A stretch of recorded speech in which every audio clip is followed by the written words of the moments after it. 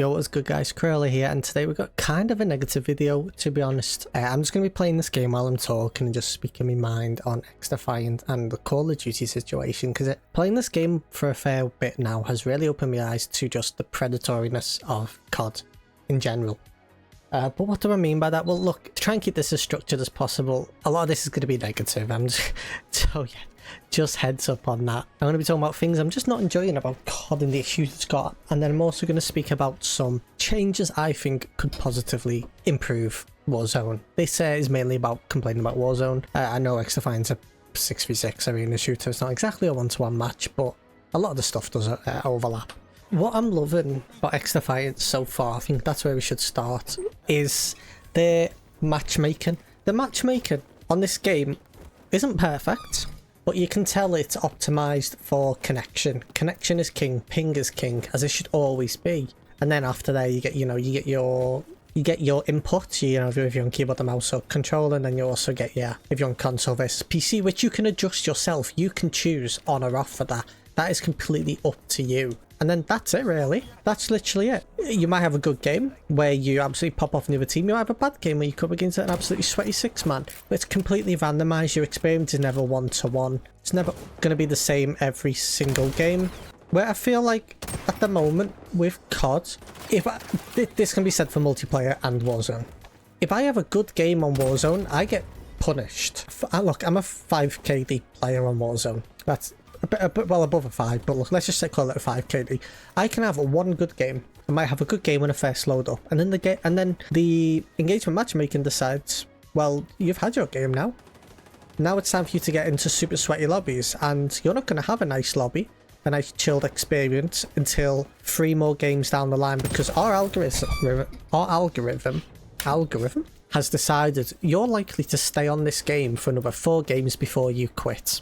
So on your 3rd game, we're going to give you a nice lobby again to keep you hooked to play.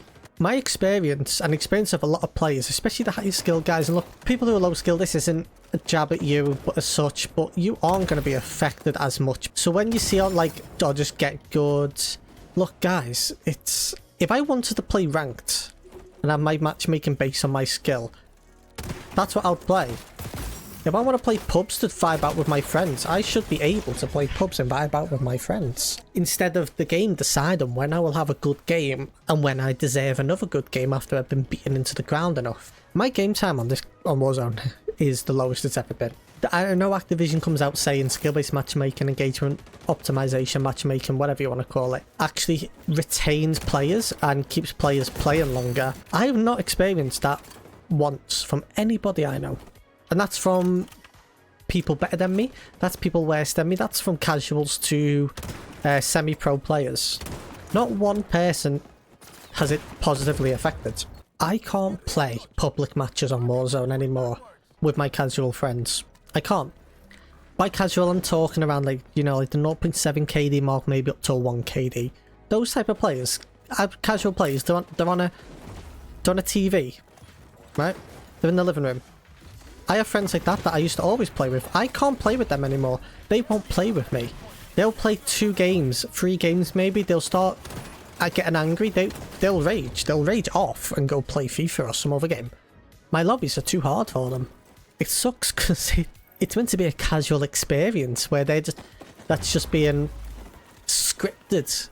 But their experience just being scripted to keep them playing. That's not just with my casuals. I have players I play with who are good players, 2 KDs, 3 KD players, and I can maybe get an hour or so out of them, but it's not long before they're raging off as well. They're struggling. 2 to 3 KD odd players struggling in my lobbies because if every game plays like a custom match, like a World Series of Warzone, whatever you want to call it. What is that? I mean, that's a little rant about just like my time played on Warzone.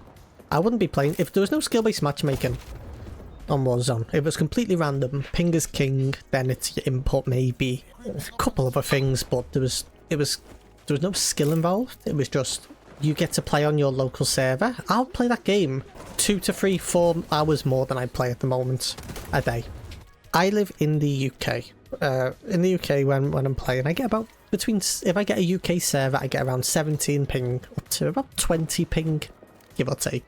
I'll be lucky to get in a UK server. I'll be lucky for my ping to be prioritized. 9 times out of 10, I get, regardless if I'm on my own, regardless if I'm with casuals, if I'm with me or I'm with, you know, semi-pros, doesn't matter.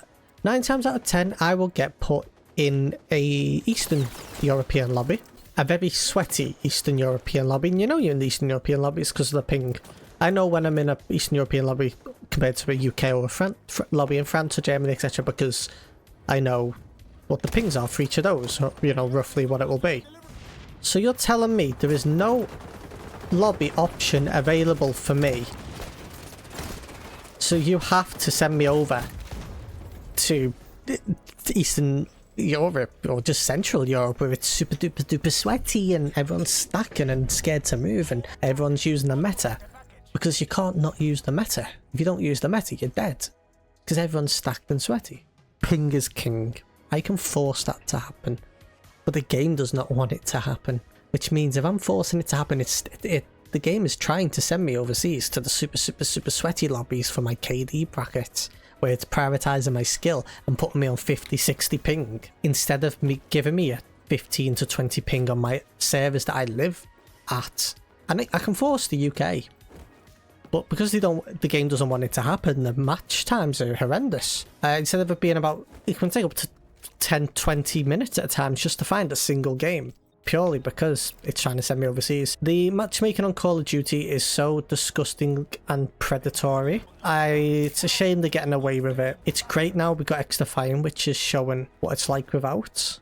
I'm not saying XDefiant needs a BR, but if any BR in general came out without SBMM, that would be amazing, because we're just stuck with Warzone, and Warzone doesn't get.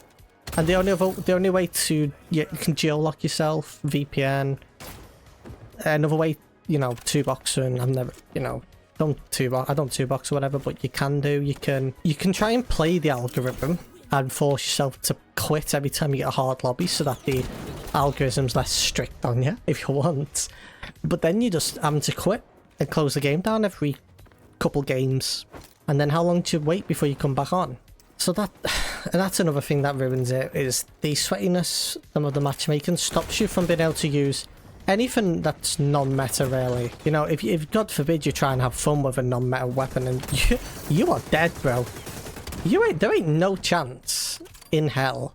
You're running against a 4-man stack of 2-3 KD players, and you're trying to use a non-meta weapon. You're gonna have fun. Like, look at this game right now. We're getting dicked on. My team's left. Next game it won't be like this. Next game it will probably be not getting dicked on, and it's completely random. Other than the skill-based matchmaking, which this game's really has opened my eyes to what it's like without, because I didn't think it was that bad. I thought, I get it's bad, but it can't be as bad as everyone's making out, until I've actually experienced the game without it, and I'm like, holy crap, this is bad.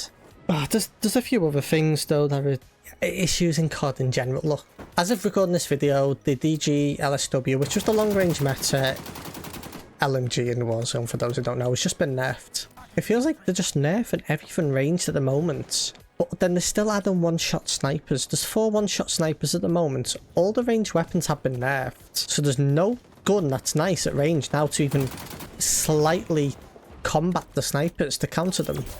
If you're not using a sniper in this game, in Warzone, good luck. Everyone's on a roof with the new Car 98 because it's a one-shot, and what can you use that's not a sniper to counter it? You can't, because everything's nerfed. That's not me saying there shouldn't be one-shot snipers, by the way. This is me saying they're promoting weapons or higher campy weapons, because snipers are, in general, a campier gun. They're promoting guns that will slows down the movement, the map play, the flow, but they're not buffing anything to healthily combat it. What could they do in Warzone right now to balance snipers, so that snipers are still really good to use, but there was a healthy alternative, or there was something healthy to make it more balanced? Oh, look at him. I think a super simple one. I know I'm getting absolutely picked on in this game, guys, just in my own little world chatting to yous. A lootable helmet. If they added a lootable helmet to Warzone that took the same inventory slot as a gas mask, so you couldn't have both on at the same time. You had to pick and choose which one you had on. There's a little bit of a skill gap to choose. You got to choose when's best to have one compared to the other. You could make it breakable after one hit, You can make it breakable but repairable. You know, you're hitting the head, you survive, you don't take any damage. The helmet's now broke. You can take the helmet off, hold interact or whatever you want to hold, and in doing that, it heals the helmet, repairs the helmet, and it's good to go again. Then you equip it again when you need it. And that's it. That's a super simple counterbalance to snipers. A lootable helmet takes the same inventory slot as a gas mask, so you got the skill gap and knowing when to use it, when to not. You got to take it off to repair it. We've now got people who can actually push more aggressively towards building the snipers without knowing they're going to get their head instantly taken off. But what is going on? Why are they just nerfing everything in the game? They're just making everything worse than it should be. They showed up. That's unfortunate. Why they want to slow the game down makes no sense to me at all. They removed all slide cancelling in Warzone 2. They realised that was a huge mistake. They brought it back-ish. It's about 70% back. And now they're checking out about unlimited attack spin boots because, well, that's what we keep asking folks to make the game faster. Surprise, surprise. Everyone's loving that. Just give us unlimited attack spin back. Speed up the map flow. It's not hard. Another huge issue with Warzone at the moment is the equipment use in general. There's no reason at the moment in this game to use anything other than a smoke grenade as your tactical. Every other tactical grenade is more situational or just lacks completely in usability and usefulness as these smoke grenades, which is a huge issue because you've got a couple options there. Then haven't you? Well, just use a thermal. Absolutely, just use a thermal. I think that's a great idea. You can. Obviously, you've got a cold-blooded counter to using the thermal. Fantastic. Even with using thermals aren't good enough in this Warzone to be a healthy counter to smokes because they have a silly drop-off. By that I mean, after the if the enemy's so far away, even without cold-blooded, they won't show up on thermal. So how could you make a healthier meta? Healthier tactical grenade meta when more stuff's used? Well, there's a few things really. I don't know what the exact numbers are cut off for the thermal grenade, thermal scopes are, but let's say for argument's sake, the cutoff is 50 meters. Add an extra 50 meters, make it 100. If it's 100, the cutoff, make it 150. If it's 150, make it 200. Make the thermals just extend a little bit longer, 50 meters more. Now, you can nerf smokes, I suppose, reduce the radius or reduce how long they last for. That would also work. But I'm not really for just nerfing everything, because that's all they seem to do. That's all they seem to be able to do at the moment. Just nerf. Nothing else. So what else can they do? Well, they got to start buffing all the other tactical equipment then, haven't they?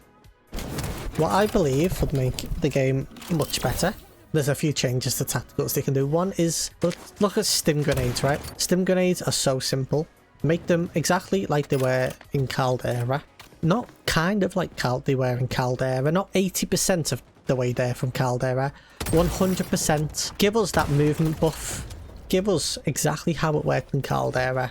Open up the ability for stims to be used again and be useful. Stun grenades, they can either increase the radius, increase how long it lasts for. Maybe when you're in a certain, if you're super close to the stun grenades, let's say within the 3 meters, it really affects you, gives you more visual impairity, makes you aim slower, just basically just buff it as a whole. Lasts longer, reaches further. Within a small radius, it does more than what it does currently. Flash grenades, I think, are the exact same. Last longer, reach longer, and if you're close enough within the radius, that it affects you further. I don't know how a flash could affect you further than being fully flashed anyway, but there could be stuff done there. What's the grenade called? Do you know the scanner grenade, where you scan it and it scans people through buildings? Exact same. Lasts longer, reaches further, so it does all above you and all below you indefinitely. So if you're at the bottom of, even if you're on, like, let's say the third story of one of the city skyscrapers and you pop a snapshot, it'll reach all the way down to the bottom and all the way up to the top. Great. Now there's a reason to use snapshots. You to clear out buildings. What others have we got? We've got scatter mines. I've got no clue how useful they can be, because you kind of just put them on and then you just track people. With the, like, maybe it makes it more clear through the walls when they're tagged by the tracker drone. Gas grenades super easy, and I think this would be a huge buff for them and make them amazing in the meta. Two things with gas grenades.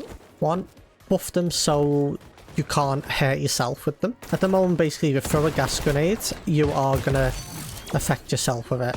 It'll make you cough and blare your screen as well.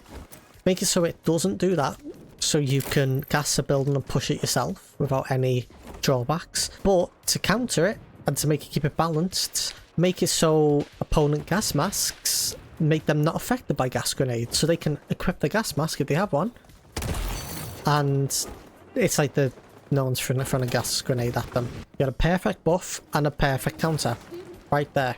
It really is this simple.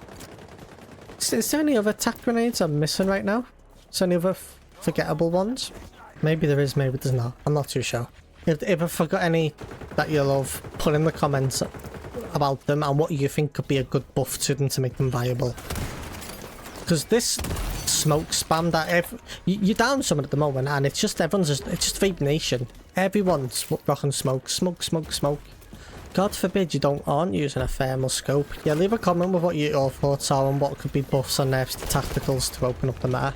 Because at the moment, it's just ain't it. Some other quick changes they could do is just increase weapon swap speed and base reload speed for the guns, make that a bit quicker than default. Even a 5% buff would be nice. Increase the base movement speed of all weapons, especially the Modern Warfare 2 weapons, by around 5%. Because at the moment they are so slow, it's unreal. Just stop nerfing everything. Stop scripting our experience to what you say is how our experience should be. Stop dictating when we get a good lobby, when we get a bad lobby. Just allow it to happen. You get a sweaty lobby, get a sweaty lobby. If you get a good lobby, an easy lobby, get an easy lobby. The average KD on Warzone, I believe it's a 0.8, 0.7, 0.8, give or take. Where are all those players? I don't see those players. I don't know the last time I was in a lobby where it was the average. It was an average of 0.8 of the actual. It was an actual average of the player base. Never. 2 KD average lobbies, 1.5 KD average lobbies, 1.8. Way above the average. If you're above average on Warzone, you are punished. You don't see 90% of the player base who are the 0.8s and below. You don't get to see them. You get to see 10%.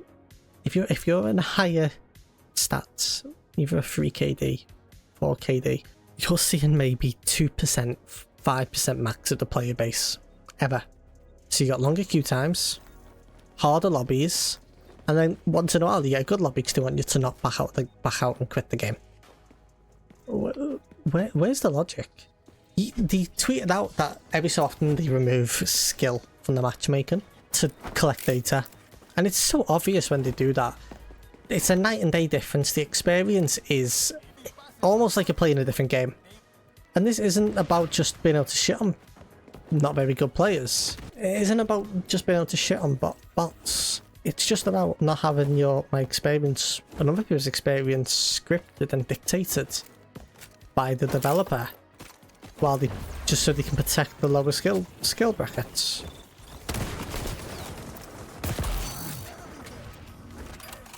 It's as simple as that. I don't know. Pretty negative video, but I feel like I'm just done with COD, done with Warzone. I'm done being punished for improving at this game, while they cater to lower skill players who play the game once every couple days. The people who put the time in, put the money in. Oh, hello, are you on me again? Of course you are. It's just tiring. Back when either skill-based matchmaking wasn't as harsh as it is now, back in Caldera, back in Verdansk. Maybe it's because I was just a lower skill player at that time, so I just got easier lobbies in general, because I wasn't as good as I was now. I don't know. I could play the game for hours at a time, and love it. Now I get 4 games in, 5, and a push. I'm done. You know it's an issue when ranked play feels easier than public matches. If your ranked play has looser matchmaking for your skill than normal public matches, that's an issue. And I think just playing XDefiant. Here, look here, I'm just vibing out. I'm going 21 to 16, I'm not trying, I'm chatting to you guys, and I'm not having to sweat. I'm not having to use meta. I'm crap with the sniper on this game. I never use it. I'm just chilling, talking to you boys, but I can do that. I don't even know what my stat is in this game. I think I'm like a 2.5 KD. Not an amazing, but not the worst. I don't have to use the meta. I don't have to use the AK, the ACR to have fun. In Warzone, no chance. I don't know, boys and girls. That was it. Just Activision is shit. I'm gonna go. Peace out.